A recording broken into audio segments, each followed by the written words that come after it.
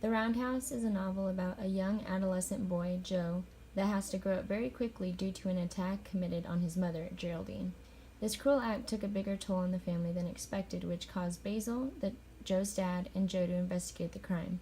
At first, Joe suspects Father Travis, a preacher on the reservation, but concludes that he was not the attacker. After an eventful trail of events, Joe finally found Lyndon Lark, the rapist. Lark was released from captivity because of the reservation law system requiring certain boundaries. The family was still suffering from the situation, so Joe took it upon himself to kill Lyndon in order to fix their relationships.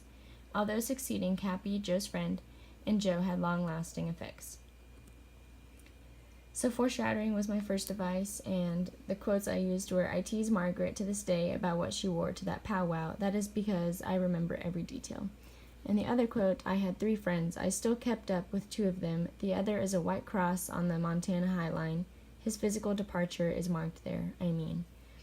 So this device was included in order to introduce 2 people in Joe's life. The first one foreshadows who he marries, even though she is only mentioned twice in the book. It still lets the reader realize that Joe was able to find a wife despite the life-changing events that summer. The second is used in introducing a friend and foreshadows his death and makes the reader wonder and reminds the reader that Joe is telling the story as an adult. So next I have simile, and the quote I used was, "I lay on the floor, let fear cover me, and I tried to keep breathing while it shook me like a dog shakes a rat."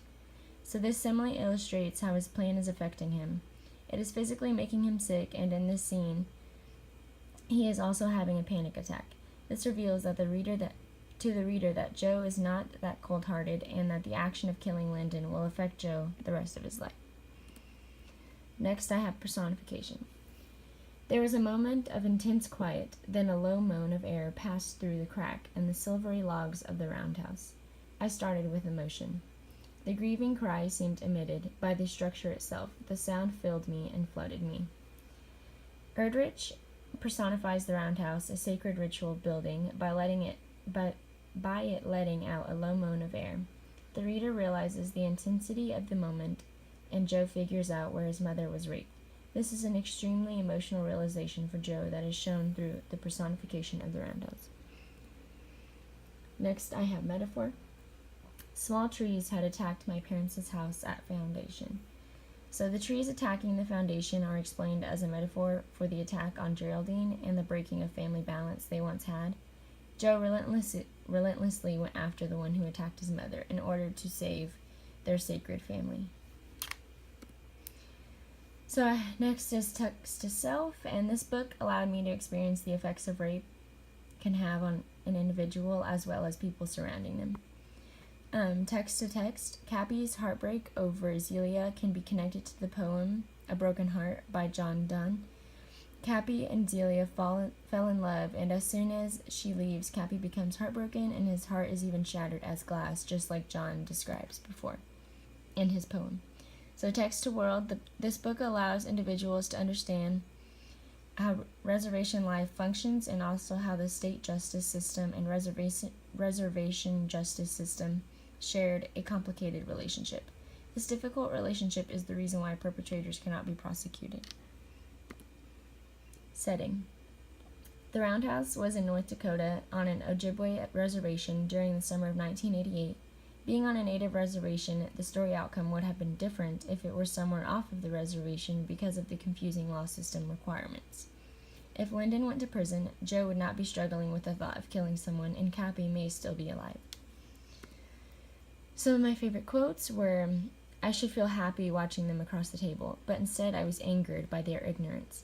Like I was the grown-up, and the 2 of them holding hands were the obvious children." And the other one was, "Now you listen to me, Joe. You will not badger me or harass me. You will leave me to think the way I want to think. Here. I have to heal any way I can. You will stop asking questions, and you will not give me any worry. You will not go after him. You will not terrify me, Joe.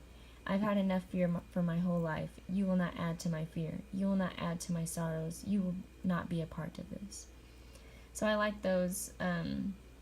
Joe thinks that because of everything going on, he is the one with the answers and wisdom, but his irrational choices is what ends up making him immature compared to his parents. And I really like the second quote because Geraldine finally stands up for herself and realizes that this rape should not define her. Some unique discoveries. Louise Erdrich writes many novels, including Native American characters and setting, and with the Roundhouse, she wants to establish the law system that affects life on the reservation, especially with women. Geraldine was raped by the Roundhouse, which is a spiritual and sacred place, and because of the federal, state, and reservation law systems, they're unsure of where this rape actually occurred. So about 86% of the attackers do not get prosecuted, and about 3 out of 4 Native American women are raped. Final analysis. I enjoyed reading The Roundhouse because this is a difficult issue to talk about, so I think Erdrich was brave and brought light to the situation. I probably will not read more, but I am glad that I have a better understanding of the difficult life the Native Americans had and still do. Literary criticism. So this scene I chose when Linda tells Jo about her life story, and she is with Lyndon. So during Linda's story, she talks about her twin Lyndon and includes many demeaning things he says to her. In this scene, women are seen as weak and vulnerable, as men are seen as cruel and powerful.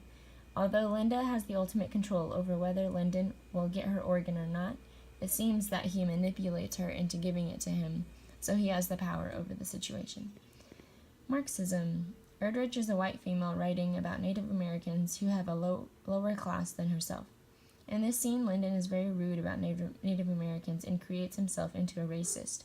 And because Linda has grown up on a reservation her whole life, he feels that he is more powerful than she is, even if he knows he cannot survive without her donating an organ. Next is, I use the scene where Sonia is taking books in the record keeping of the gas station. So, feminism. Whitey is the owner of a local gas station, and he relies on Sonia, his wife, to keep records and order supplies, the important stuff. Although Sonia does most of the effort, Whitey still gets treated highly because it is his gas station, but does not give credit to Sonia. She is seen as a thing with sexual structures, as Whitey holds all the power. Marxism. Whitey, a basic Native American man, takes control over Sonia, his white wife. He considers himself someone with superiority just because Sonia is white and a female. They end up having many conflicts, and Whitey has to realize the different social classes they still need to be able to run a business together.